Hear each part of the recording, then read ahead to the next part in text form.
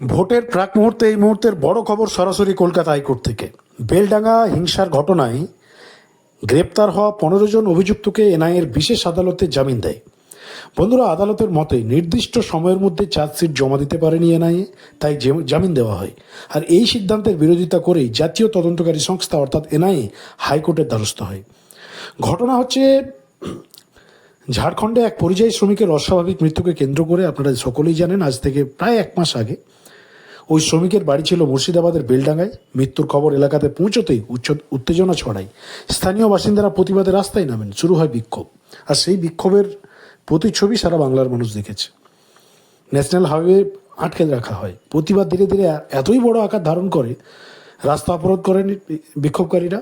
শিয়ালদহ লালগোলা লাইনের মহেশপুর এলাকায় ট্রেন চলাচল বন্ধ করে দেওয়া হয়। পরিস্থিতি নিয়ন্ত্রণে আনতে পুলিশ হস্তক্ষেপ করলে সংঘর্ষ বাঁধে। আর এই সময় একাধিক মানুষ আহত হন এবং ভাঙচুরের অভিযোগ ওঠে।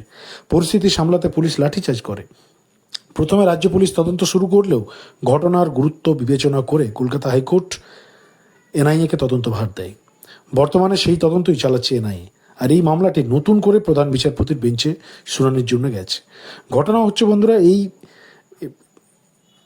বেলডাঙ্গার ঘটনায় 15 জনকে গ্রেপ্তার করা হয়েছিল, কিন্তু তাদেরকে জামিন দিয়ে দেওয়া হয়। এবার দেখার বিষয় হাইকোর্টের বক্তব্য। আজকের এই মামলা শুনানি চলাকালীন বিচারপতি অরিজিৎ বন্দ্যোপাধ্যায় ডিভিশন বেঞ্চ নিজেই মামলা থেকে সরে দাঁড়িয়েছে এবং তার বক্তব্য,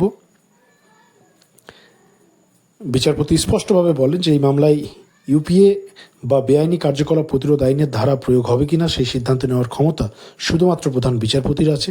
সেই কারণে ডিভিশন বেঞ্চ এই মামলার শুনানি করতে পারে না। আর এই আইনি সীমাবদ্ধতার জেরে মামলাটি প্রধান বিচারপতি সুজয় পালের বেঞ্চে পাঠিয়ে দেওয়া হয়েছে। এবার দেখার বিষয় প্রধান বিচারপতি কী পদক্ষেপ নেয় এই বিল্ডিংয়ের ঘটনায়। তবে তদন্ত জোর কদমে চলছে। এনআইএ ফুল ফর্মে রয়েছে। সামনেই নির্বাচন, বুঝতেই পারছেন, অবস্থা ভেরি সেন্সিটিভ। আপনাদের কি প্রতিক্রিয়া, রিয়েকশন টেক লিখে জানান। চ্যানেলে নতুন থাকলে এই মামলার পরবর্তী খবর দেখার জন্য চ্যানেলটিকে সাবস্ক্রাইব করে রাখুন।